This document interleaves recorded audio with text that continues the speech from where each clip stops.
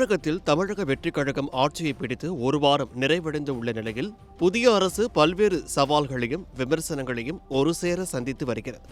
தேர்தல் அறிக்கையில் குறிப்பிடப்படி மகளிர் உரிமை தொகையை இன்னும் உயராதது, அமைச்சரவை விரிவாக்கம் மற்றும் சில நியமனங்கள் குறித்து சமூக வலைதளங்களில் விவாதங்கள் அனல் பறக்கின்றன. இந்த சூழலில் தமிழகத்தில் இன்னும் சில நாட்களில் ஒரு மிகப்பெரிய மாற்றத்தை மக்கள் பார்ப்பார்கள் என்று அமைச்சர் நிர்மல்குமார் அவர்கள் தெரிவித்துள்ள கருத்து அரசியல் வட்டாரத்தில் பெரும் சலசலப்பை ஏற்படுத்தியுள்ளது.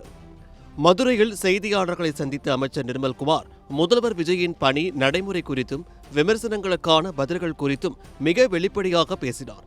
கடந்த 50 ஆண்டு கால அரசியல் நடைமுறைகளை ஒரே நாளில் மாற்றிவிட முடியாது என்று குறிப்பிட்ட அவர், நிர்வாக ரீதியாக தற்போது ஒவ்வொரு துறையும் மிக தீவிரமாக ஆய்வு செய்யப்பட்டு வருவதாக தெரிவித்தார். குறிப்பாக முந்தைய ஆட்சியில் ஒவ்வொரு துறையிலும் ஏற்பட்டுள்ள நிதி நெருக்கடிகள் மற்றும் நிர்வாக சிக்கல்கள் குறித்து வெள்ளை அறிக்கை தயாரிக்கும் பணி முழுவீச்சு நடைபெற்று வருவதாகவும் அதன் அடிப்படையிலேயே அடுத்த கட்ட அதிரடி அறிவிப்புகள் வெளியாகும் என்றும் அவர் உறுதிபட கூறினார்.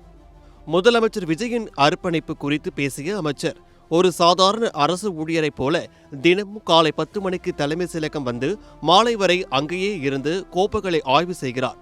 மதிய உணவை வீட்டில் இருந்தே கொண்டு வந்து அலுவலகத்திலேயே சாப்பிடும் ஒரு முதலமைச்சரை தமிழகம் இதுவரை பார்த்ததில்லை என்று நெகிழ்ச்சியுடன் குறிப்பிட்டார்.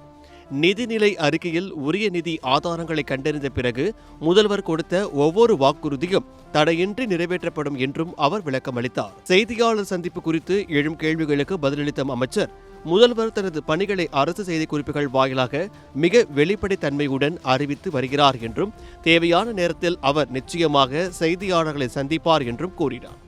இளைஞர்களும் பெண்களும் அதிக அளவில் இடம்பெற்றுள்ள இந்த சட்டமன்றத்தில் மக்களின் தேவையை அறிந்து முதல்வர் விஜய் ஒவ்வொரு அடியையும் நிதானமாகவும் உறுதியாகவும் எடுத்து வைப்பதாக தெரிவித்த அமைச்சர் நிர்மல்குமார், இன்னும் சில நாட்களில் தமிழகமே வியக்கும் வகையில் அந்த பெரிய மாற்றம் நிகழும் என்று கூறி ஒரு பெரிய எதிர்பார்ப்பை ஏற்படுத்தியுள்ளார்.